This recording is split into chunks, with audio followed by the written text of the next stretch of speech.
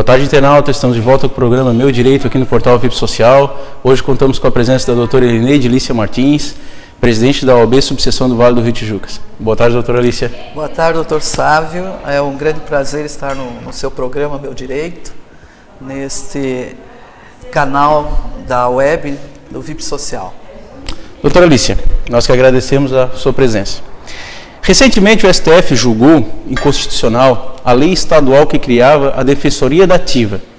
Quais os reflexos dessa decisão para a sociedade?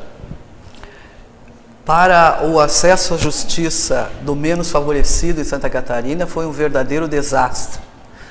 Quando a matéria foi relatada para ser votada lá no STF pelo relator, o ministro Joaquim Barbosa, né, diz ele que pouco importa a acessibilidade ou a redução dos recursos que representa o modelo atual. O que interessa é o cumprimento da Constituição. Eu acredito que uma Constituição cidadã como a nossa, ela foi concebida para a garantia dos direitos da cidadania. Basicamente isso. Todo o resto me parece que é mero formalismo e que deveria ser repensado. Doutora Lícia, no seu ponto de vista, qual que seria a real vantagem da Defensoria da Ativa em cima dessa Defensoria Pública que eles estão querendo empurrar, que o STF diz que o Estado de Santa Catarina é obrigado a ter? Primeiro, a questão do número de pessoas que vão prestar o atendimento, de defensores da ativos, né?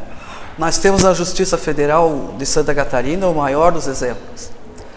São 2 os defensores públicos para atender o Estado todo.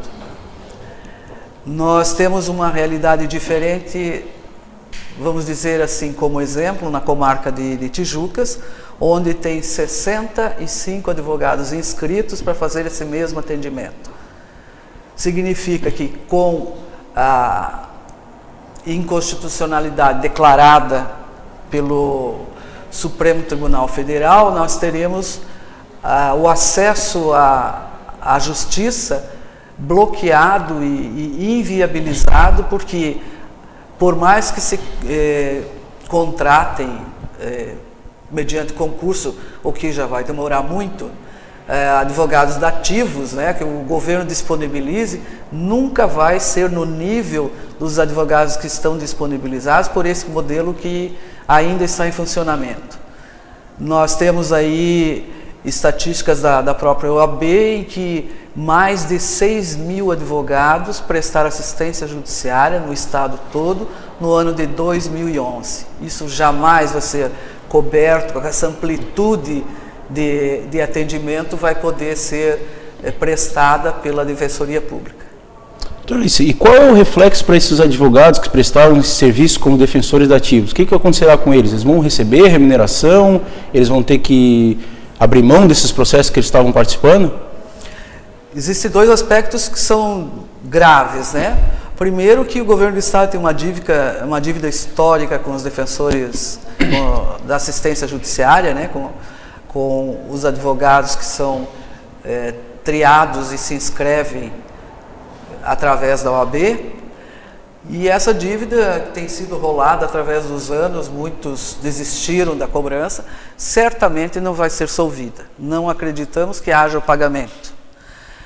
E a outra questão é que o advogado não pode abandonar o processo. Nós estivemos agora no último final de semana no Colégio de Presidentes de Subseções da OAB de Santa Catarina, onde foi colocado como opção um artigo que temos no nosso estatuto, o artigo 22, parágrafo 1º, que trata da fixação pelo juiz do valor do serviço prestado. Não existia advogado presente, foi contra o juiz ou a pessoa ingressou com a ação, e aí aplicaria aquele dispositivo que é o valor a ser fixado, obedece à tabela da OAB. Então o Estado vai ter um custo muito maior, né? Eu digo assim, ó, é uma brincadeira de mau gosto com a comunidade e com os advogados a declaração de inconstitucionalidade, enquanto outros estados da federação pretendem ou pretendiam adotar o sistema catarinense por entender mais eficiente. Doutora Alicia, para finalizar, gostaria que a senhora deixasse as considerações finais sobre o tema, assim como deixa a palavra aberta para a senhora discorrer sobre qualquer assunto. Eu não poderia, doutor Sávio, perder a oportunidade de salientar que, lamentavelmente, no voto do ministro Joaquim Barbosa, houve um total desrespeito à advocacia, ao advogado de Santa Catarina, que durante esses anos todos tem prestado eficientemente em seus escritórios, com as suas instalações, a sua secretária, o seu telefone, o seu carro, a sua gasolina, prestado o serviço da assistência judiciária de uma forma eficiente, tanto que preferem, né, até as pessoas que têm condições, procuram às vezes assistência judiciária porque sabem que o atendimento é perfeito, né, e que tenha sido tratado com palavras, né, como essas aqui que eu faço questão de ler porque elas são literais. Dizia o ministro Joaquim Barbosa no seu voto que não se pode ignorar que, enquanto defensor público integrante da carreira específica, dedica-se exclusivamente ao atendimento à população que necessita do serviço de assistência, o advogado privado, convertido em defensor dativo, certamente, isso é o entendimento dele, certamente prioriza os seus clientes, que podem oferecer uma remuneração maior do que aquela que é repassada pelo Estado, a qual se observa a tabela básica de remuneração do serviço de advogados. Jamais, jamais o ministro poderia ter dito isso. Não conhece a realidade de Santa Catarina, e eu quero dizer mais aqui. Nós, advogados, obedecemos à lei de mercado. Se nós formos eficientes, vamos ficar no mercado.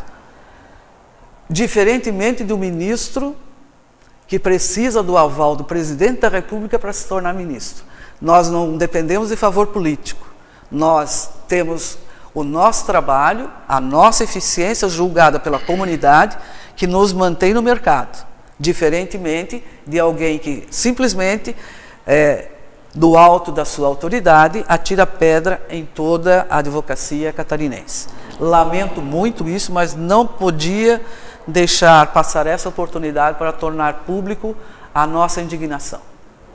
Sabe as palavras, doutora Alicia, assina embaixo em tudo que a senhora falou. Mais uma vez agradeço a vossa presença, que tanto engrandece o nosso programa. Boa tarde, internauta. Obrigado pela audiência. Semana que vem estamos de volta, 17h30.